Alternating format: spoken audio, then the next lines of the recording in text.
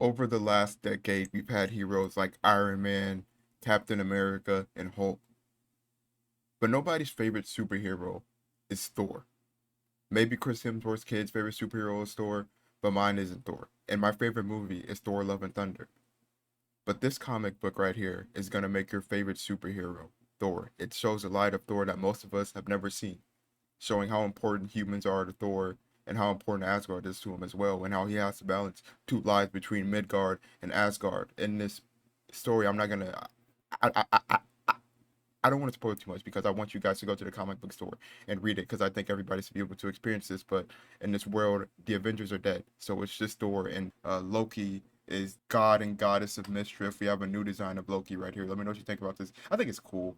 Hopefully we get a new version of Loki here. He looks different. He helped fix the Asgardian bridge in the story. But one of my favorite things that was inside of this comic book was that the writer that wrote the story mentioned in a small little box that Thor is a god, but he has no worshippers. And then I was like, wow, something so simple could summarize somebody so powerful like Thor. Like he is a god and he never wants worshippers. He doesn't want anybody to worship him. He just wants to be a hero. And that's all he is to people. And as explaining this, he shows it inside of these panels, whether it's Thor uh, being hired to take down some bad people that are bullying a mute or playing chess or signing autographs or taking pictures. It just shows that Thor is a god, but he doesn't want to be a god. He wants to be a hero, which is pretty cool, and it's something that we don't see in the current versions of Thor. And I do enjoy seeing the side of Thor caring about humans, but something else that immediately caught my interest, and I realized that this is a new way to get people to read comic books, is that there's this new villain that is that is going to be fighting Thor for the next coming issues. Keep in mind this is issue number one, so it's going to be really easy for you to jump into.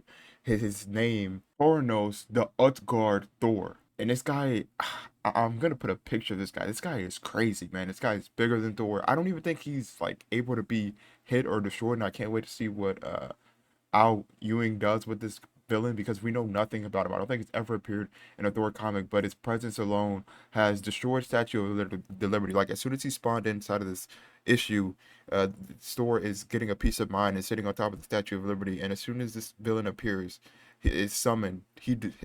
The lightning strike destroys Statue of Liberty alone. It destroys planes. Basically, the world that Thor is protecting. This guy's presence. He's not even really doing anything. His presence alone is just destroying planet Earth. He's destroying planes. He's causing floods. I believe he's the god of. So we all know Thor is the god of thunder, but who is the god of superstorm? It is Utgard. It's set. It's done. Thor has a powerful villain to go up against it. I think it is a fantastic time to read a Thor comic. I don't want to give away too much, but there are some amazing things that you do not know about Thor. If you read this comic and you already knew about Thor, I will give you $100. Just tell me, and then I'll give you $100. It's real.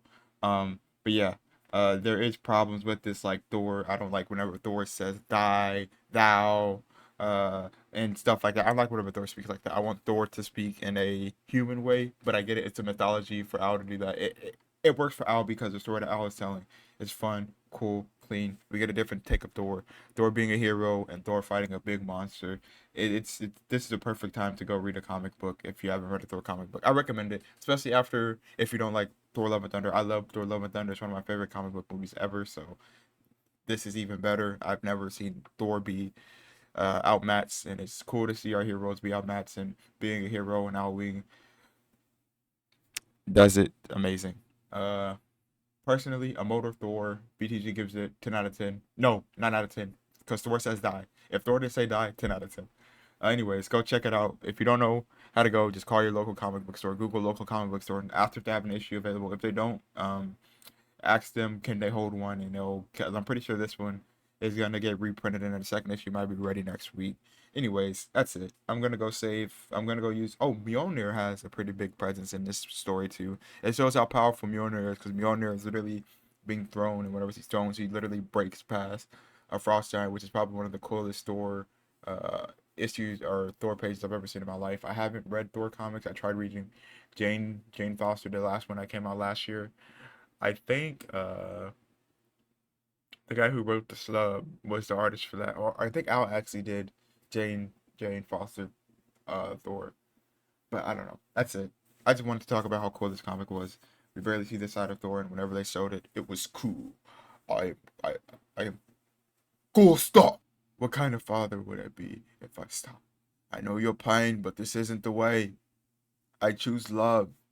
You can too. You could bring her back. Careful, I got some loved ones that depend on me. Thinking about my pops, cash and clothes and make it hard to sleep. That's why at 3 a.m. I'm counting money instead of counting sheep. And I ain't stopping till I make it. I got some promises to keep.